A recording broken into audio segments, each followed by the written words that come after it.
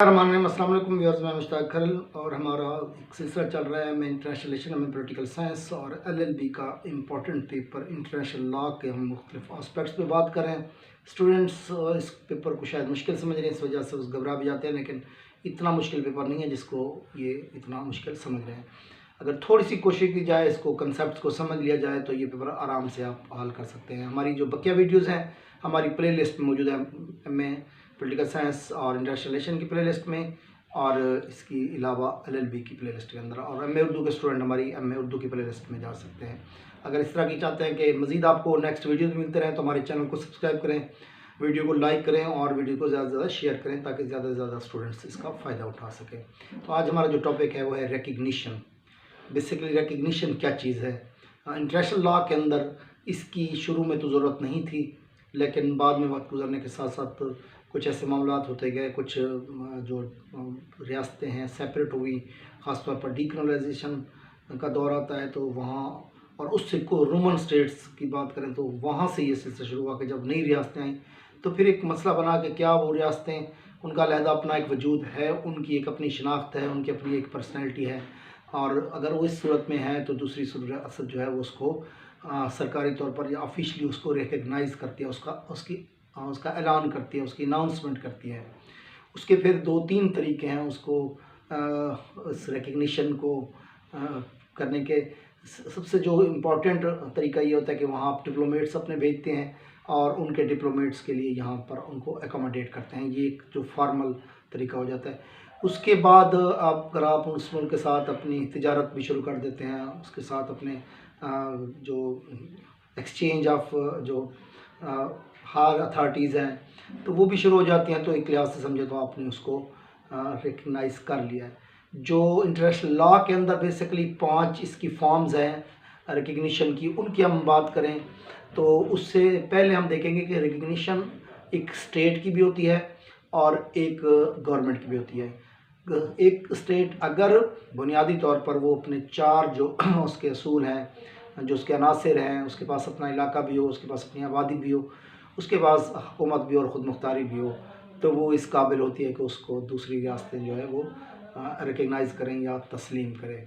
जब गवर्नमेंट की हम बात करते हैं तो बाज़ औक़ात ये होता है कि बाज़ मुल्कों में ऐसी गवर्नमेंट्स भी आ जाती हैं जिसको बाज़ कंट्रीज़ रिकग्नाइज़ नहीं करते क्योंकि वो लॉफुल गवर्नमेंट्स नहीं होती। लेकिन अगर कोई गवर्नमेंट उस स्टेट के कानून के मुताबिक, उसके आइन के मुताबिक एग्जिस्ट होती है तो उस गवर्नमेंट को भी रिकग्नाइज़ किया जाता है।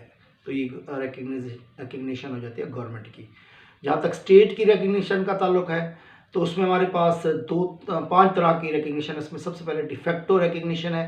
अगर कोई रियासत अभी वो मारज़ वजूद में आई है, कुछ शराइत वो पूरी कर रही है इंटरनेशनल लॉ की, और कुछ शराइत अभी उसकी नहीं पूरी हो रही, कुछ चीज़ें उसकी अभी वक्त के साथ साथ हो जाएंगी, तो वो फ्यूचर में प्लान देती है कि जहाँ तक वो अपनी उसको फुलफ़िल कर लेगी तो बाकी रियासतें उसको जो रिकग्नाइज़ करती हैं वो डिफेक्टो रिकग्नाइज़ करती हैं।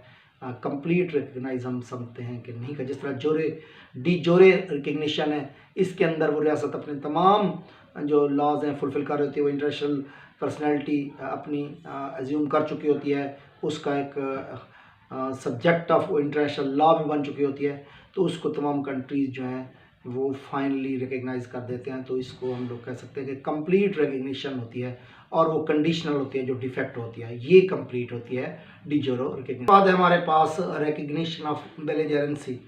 तो बेलिजेरेंसी ये होती है कि अगर कोई रियासत हालत जंग में है और वहाँ पर कोई ख़ास टोला जो है जिसने जंग छिड़ी हुई है और वो इंटरनेशनल लॉज को फॉलो कर रहा है, वो जंग के कवानीन है उसको फॉलो भी कर रहा है, और उसका मुख्तलिफ मुल्क के हिस्सों पे कब्ज़ा भी हो चुका है, तो उस जो रियासत है उसको जब रिकग्नाइज़ किया जाए तो उसको रिकग्निशन को हम कहते हैं रिकग्निशन ऑफ बेलिजेरेंसी।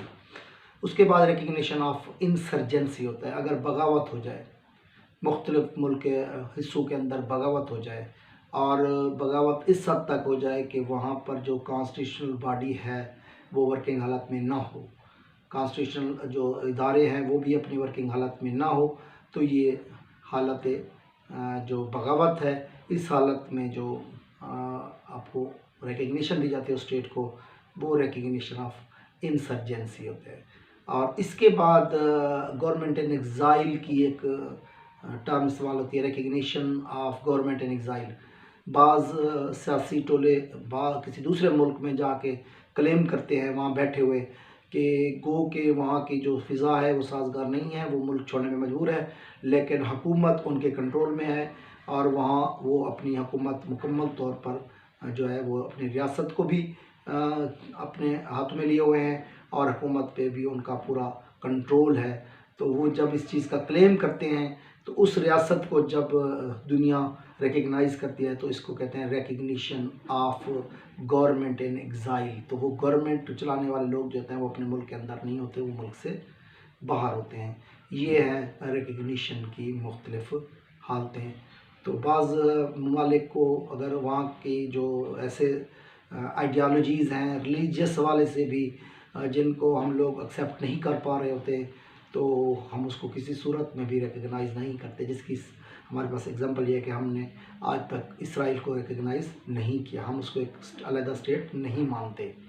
तो ये हमारा आज का टॉपिक है। वीडियो अच्छी लगे तो ज़रूर हमारे चैनल को सब्सक्राइब करें और दोस्तों को इसको शेयर करें, अपने दोस्तों का बहुत ख्याल रखें। अस्सलाम।